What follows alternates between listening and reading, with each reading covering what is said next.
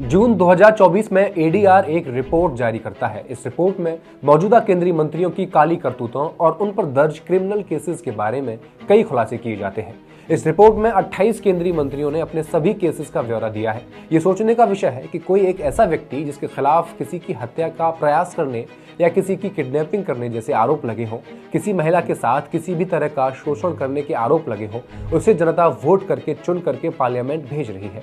इस रिपोर्ट में मंत्रियों की फहरिस्त में एक नाम है श्री गिरिराज सिंह। बिहार के बेगूसराय से सांसद और केंद्रीय कपड़ा मंत्री गिरिराज सिंह पर आईपीसी की गंभीर धाराओं में कौन से मामले दर्ज हैं और हिंदुओं को खतरे में बताने वाली भाजपा ने पिछले 10 सालों में हिंदुओं को कितना खतरे से बाहर कर दिया है। फैक्ट्स एंड फिगर्स के इस एपिसोड में आई विल एक्सपोज।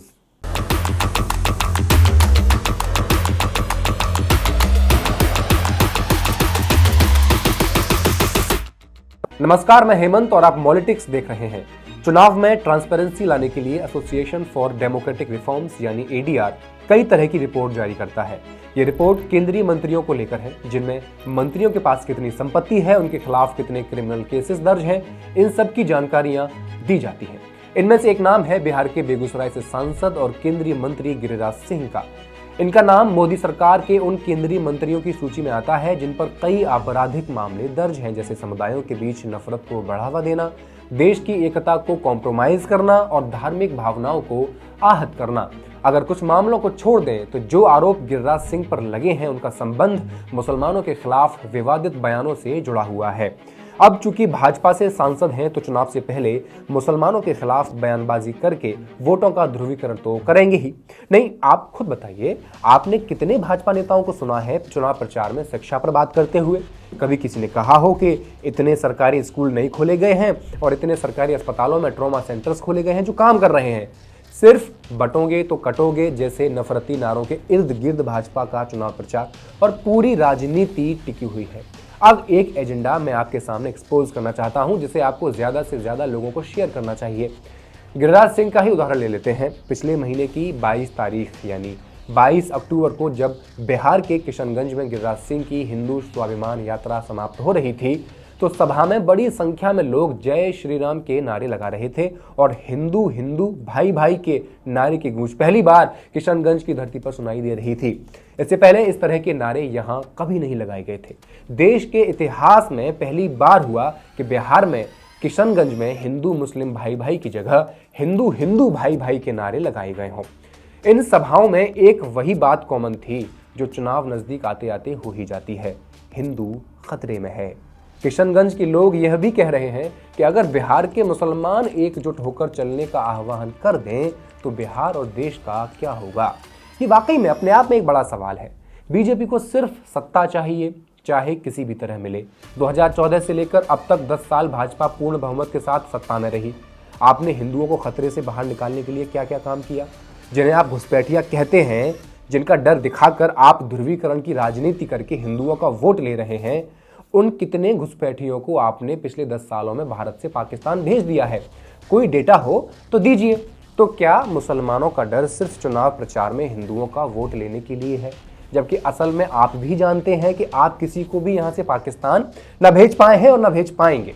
तो क्या हिंदू इतना मूर्ख लग रहा है कि वो हर बार शिक्षा, रोजगार, महंगाई, भुखमरी, साफ पानी, साफ हवा, साफ टॉयलेट्स और महिलाओं के लिए बेखौफ रास्तों जैसे मुद्दे चुनाव के वक्त भूल करके आपके हिंदू खतरे में है वाले चंगुल में फंस जाता है?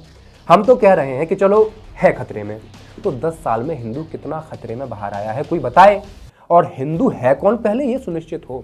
जब आप हिंदू एकता की बात करते हैं तो उसमें ब्राह्मण, वैश्य, क्षत्रिय के अलावा क्या बाकी लोग भी हैं?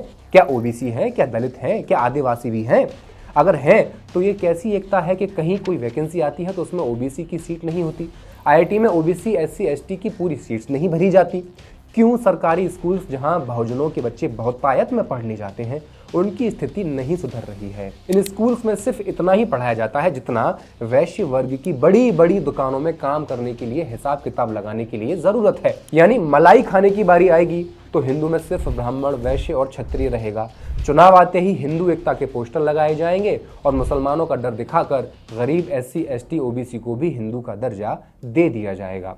एडीआर की रिपोर्ट के अनुसार जब हमने गिरिराज जी पर पेंडिंग केसेस की जानकारी ली तो हमें दिखा कि SC ST की कुछ धाराएं भी शामिल हैं, जिनमें किसी SC ST के व्यक्ति की जमीन हड़पने और उसे पब्लिकली इंसल्ट करने जैसी धाराएं भी थीं।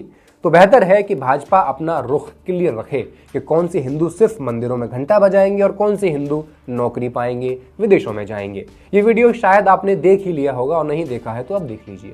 बटोगे तो बटोगे तो बटोगे तो बटोगे तो कटोगे, तुम खुद कह रहे हो दीदी।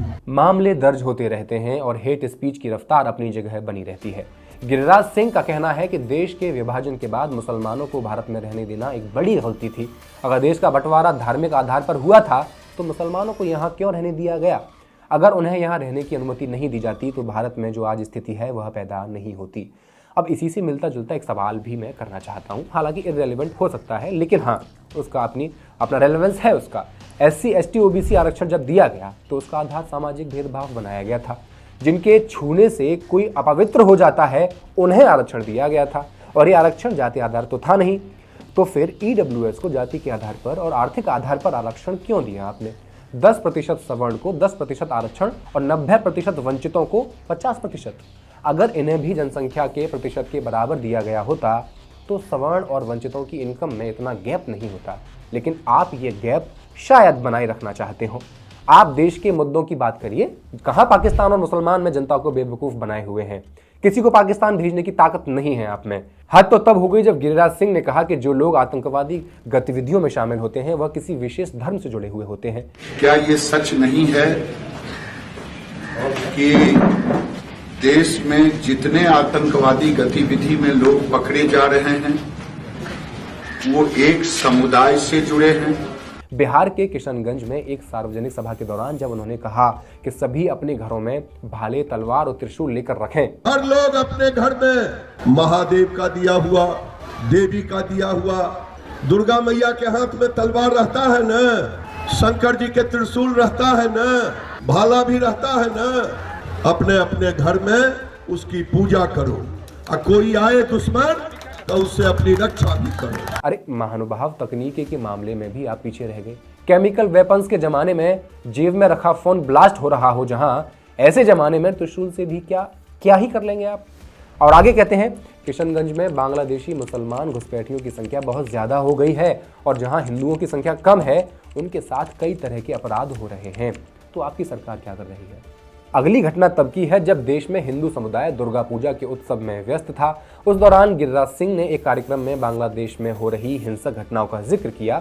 हम बांग्लादेश में हो रहे हिंदुओं पे अत्याचार नहीं बर्दाश्त करेगा हिंदुस्तान। उन्होंने कहा कि बांग्लादेश में रह रहे हिंदू समुदाय के ऊपर हमले किए जा रहे हैं। भाजपा नेता यहाँ किसी घटना को लेकर अगर कोई चिंता जता रहे हैं भारत में, तब तो ठीक है।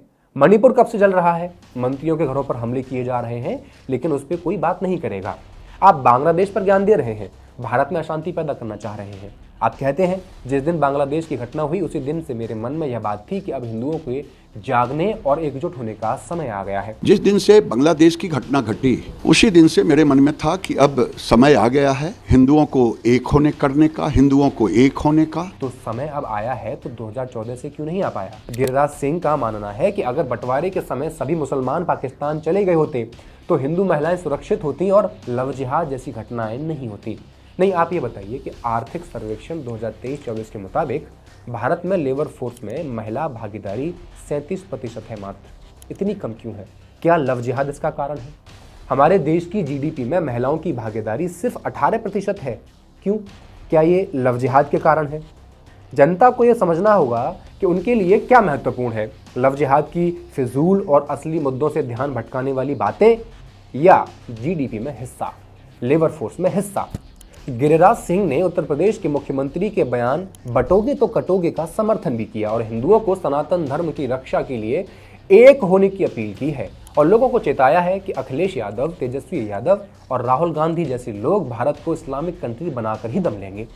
RSS ने 100 साल पूरे कर लिए हैं, हिंदू राष्ट्र क्यों नहीं बना पाई?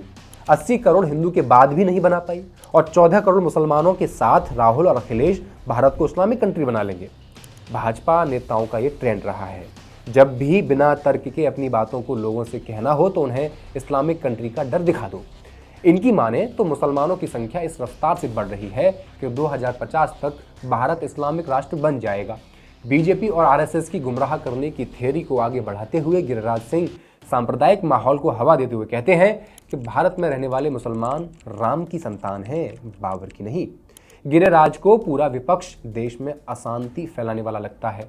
उन्होंने राहुल गांधी और पूरी कांग्रेस पर आरोप लगाते हुए कहा कि वह भारत में सिविल वॉर करवाना चाहते हैं। मैं कहता था कि राहुल गांधी भारत में गृह युद्ध करवाना चाहते हैं। सभी धर्मों के धर्मगुरुओं से आग्रह करते हुए उन्होंने सिर्फ हिंदुओं से कहा कि अब उनके जागने का समय आ गया है। मुसलमानों की बढ़ती जनसंख्या के मुद्दे को बहुसंख्यक के लिए बड़ा खतरा बताते हैं। प्रधानमंत्री नरेंद्र मोदी की आर्थिक सलाहकार परिषद की रिपोर्ट को इस तरह पेश किया जाता है जिससे ऐसा विश्वास हो जाए कि मुसलमानों की संख्या विस्फोट तरीके से बढ़ रही है। राइट विंग ये फैक्ट कभी नहीं बताएगा कि भारत में मुस्लिम प्रजनन दर सबसे तेजी से गिर रही है। एक मुस्लिम महिला द्वारा जन्म दिए जाने वाले बच्चों की औसत संख्या 1992 से 2021 के बीच 4.41 से गिरकर 2.36 हो गई है।